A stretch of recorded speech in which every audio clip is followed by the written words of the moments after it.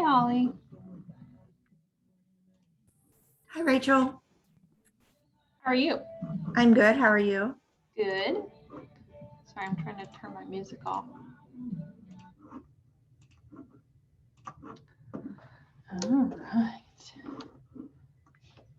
Did you get some good nuggets out of doing the onboarding yesterday? I did. Thank you. We'll finish that off on Friday. So.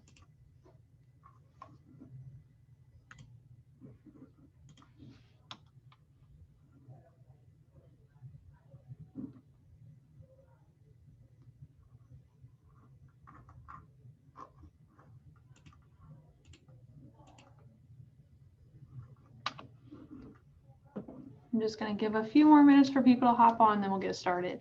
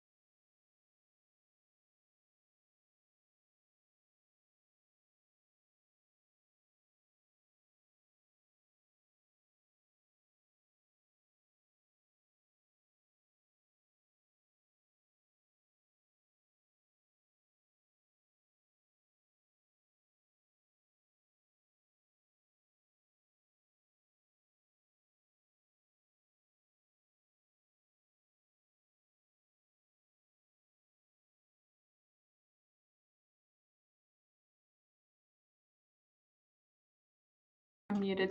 Hi, Denise. I was trying to say hi to you with me muted. Hey, Rachel, how are you? Good, how are you? Pretty good. Thank you. Gonna give it one more minute and we'll get started because we don't have all the time in the world. Busy. Yeah, I'm fidgeting with my necklace. I have like a layered necklace on, so it is all twisted up. Are either of you planning on attending Mega Camp in August? I think I am on family vacation that week. Oh, okay. Well, that stinks. Yeah, someday I'd love to get there.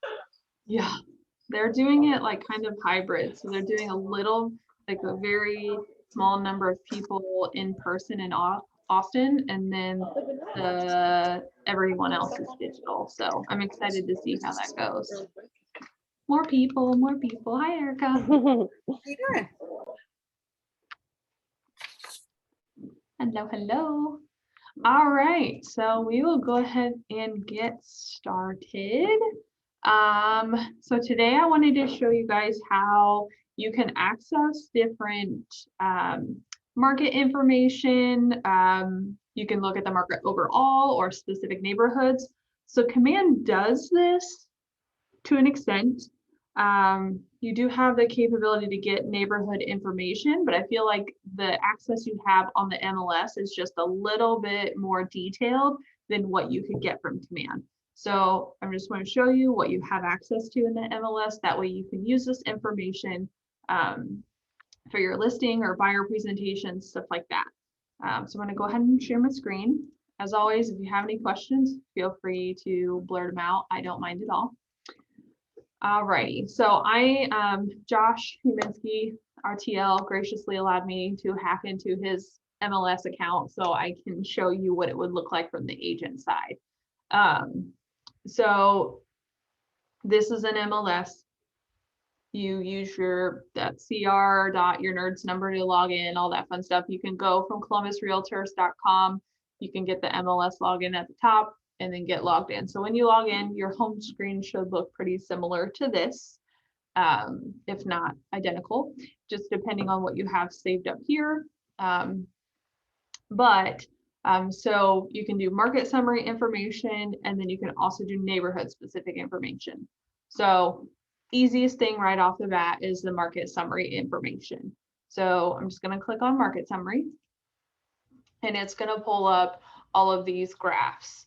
So now while it looks kind of misleading, or not really misleading, but confusing, there's just different information that you can use. So number of listings. So if you look down here at the key, the red is active listings, the tan or brown is new listings, and the black is sold listings.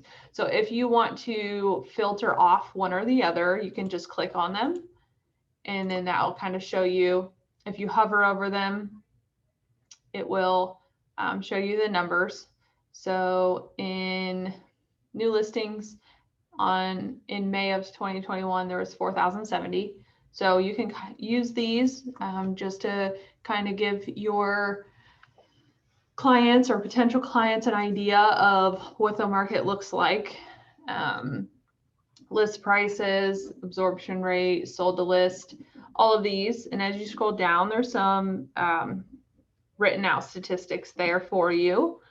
And going down, again, sold listings based on price range, pending, active, and new. So this is your overall market. This is the Columbus MLS market that these numbers are reporting from.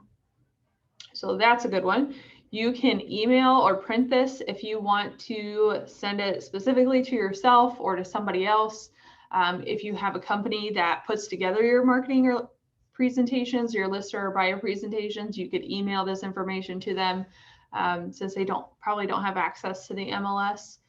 So that would be a good option. You can print it. Advanced would be export data onto a page, download all data, which essentially one and the same is the same thing. So you can either download it to your computer, email, or print it. Now for the neighborhoods, you're going to go to quick search. Then you're going to have your status. So you just click on the box. You're going to want to do pending, closed and pending. So to choose multiple of these, you're going to click on closed or pending, one or the other. Then you're going to hit Control on your keyboard and then click on I apologize, my mouse has a mind of its own today. So I'm going to trying to get it not to be blue. There we go. So I'm going to click on closed, and then I'm going to click on pending. So I clicked on closed, I hit and held Control on my keyboard, and then I clicked on pending. Or you can just check mark down here. Then you're going to set your date range. So however far in advance you want to go back, whether it's 6 months, a whole year, whatever makes sense to you. So I'm just going to do 6 months. So we'll change this to January 14th of 2021 to January 14th, which you can leave it at 31 because obviously that's going to stop today because there is no dates after that. But I'm going to go ahead and change that for the sold date range as well. And I'm just typing in the fix it. So then we have that.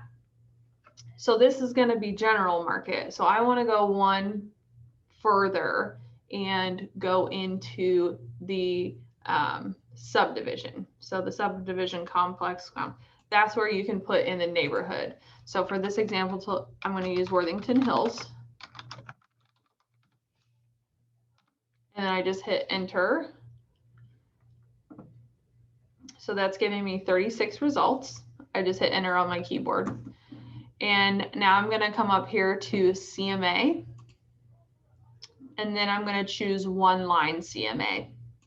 When you do that, it's gonna give you this nice, pretty overwhelming looking list.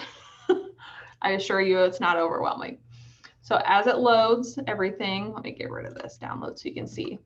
So you have the MLS number, address, zip, subdivision, days on market, bedroom, bathroom, all that fun stuff. So as you scroll down to the bottom, it's going to give total listings in the last 6 months, and Worthington Hills is 36. Then you have a minimum, maximum, average, and median. So the minimum, this first column here is days on market. Minimum was 1, maximum was 58. So that average day on market is 6.17.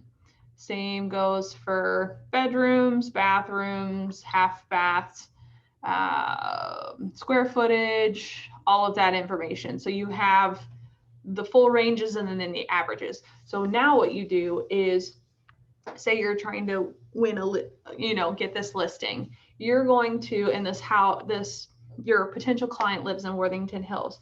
You're going to use this information and put it in your listing presentation. You're going to go in the last 6 months, because I feel like that's a really realistic time frame of what is going to be happening. If you do a year, that could be a little sketchy, especially because of how last year was. So 6 months, I would say, is good. Gives you enough time to see the weave and flow of everything, even though there's not a whole lot of flow, I don't feel like, in the last 6 months, but either or. So you can say, yeah, so there have been 36 listings in the past 6 months that are either in contract or have sold in your area. Average day on market is 6.17 days. This is the average price point. This is the average bedroom size. So this is where I feel like your house falls, So this is just a good foundational information to let your client know or potential client know. And you don't even have to go into details of what you feel like their house is worth in that initial appointment. So, but just, again, giving you those averages so you are more knowledgeable about the area that they are in, because let's face it, you need to be knowledgeable about that to know how to price it appropriately, and et cetera, et cetera. So getting this information ahead of time will just help you look more prepared and more knowledgeable on this area. So you can also email or print these if you want to look at it at a later date, or I know the MLS is time sensitive in the login features. So if you stay logged in too long, it will automatically kick you out. So again, you could download it or print it. A little hack is, if you don't want to print it off, but you want to download it, you can hit print and change the destination to save as PDF. And then that's how you download it to your computer. So if there's ever something that you want to save, I'd probably change this to landscape if it will let me. There you go. That's a little bit better. Yeah. So if you ever want to print something, or download something and like a physical download feature isn't there, click print and change the destination to save as PDF. I don't know if Macs do this, but I'm pretty sure they do. Don't know for sure. Don't quote me on that, but I know anything that is not an Apple product will do that. So just a little fun tip. So once you have these, now say you want to keep these so you can revert back to them often. So you can, I'm back in the MLS, you can save these searches. So when you have this search set up, you can go over here and click save search, or you can do a save quick search template, either or. Save search. You're going to put the name in there. So I would just do Worthington Hills. And then you can associate a contact with it if you want. That's very similar to the save searches in Command. Pretty much the same thing. Here you might be able to get a little bit more detailed than you could in Command, but this one has school districts. That's the only thing I can see just right off the top that Command doesn't, but they're kind of one and the same. The save search and Command would at least have your branded information on it, whereas this one would not. I mean, it would have your name on it, but it wouldn't say KW and all the pretty frilly stuff. But so you don't have to add a person to this. You can just save this. That way you can go back to it. Then you would just hit save. And then when you click on the menu, there are saved searches. And these are all ones that Josh has saved previously. So then anytime you want to look at a specific place, so if we want Southern Orchards,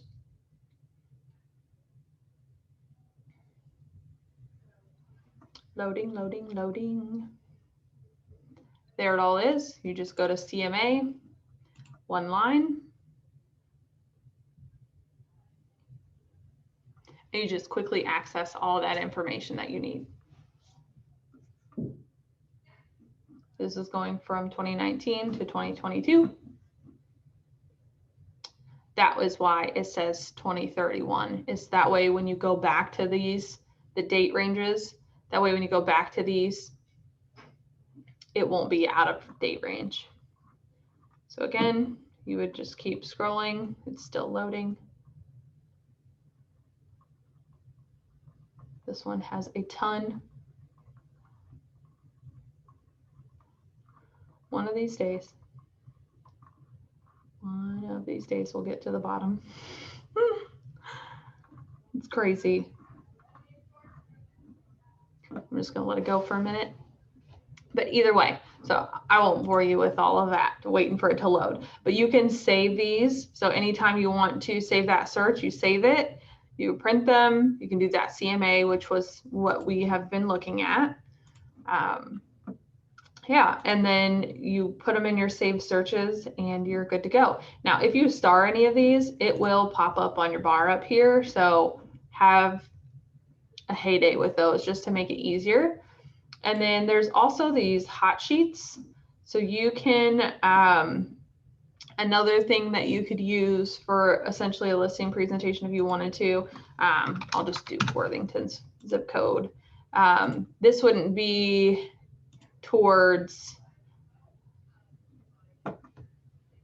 that specific area, but it wouldn't be neighborhood specific. This would be zip code specific, but can show you what's there. So you can kind of give comparisons if on the sheets of, well, this is what this house is worth right now, and so on and so forth. So the hot sheet is good just to kind of see what's active right now if they wanted like real live numbers. So, well, that's all I have for you. This one was super quick today, but get an MLS, start playing with these. You start in quick search. You can add as much of this information as you want to, but if you are wanting just general neighborhood breakdowns and averages, make sure you do the subdivision. Any questions? All right. Well, I will oh, hold on. Rachel, real quick, this will be recorded, correct? So we can look at it again. Yep, I will post them on the YouTube channels for Cat Partners and Excel. So they will be available, and I should be able to post this one today. So if you ever need to look back on it or reference it again, it'll be on YouTube. Okay, thank you. Absolutely. All right. I hope everybody has a good day. I'll see you later. Thanks, Rachel. My pleasure. Bye.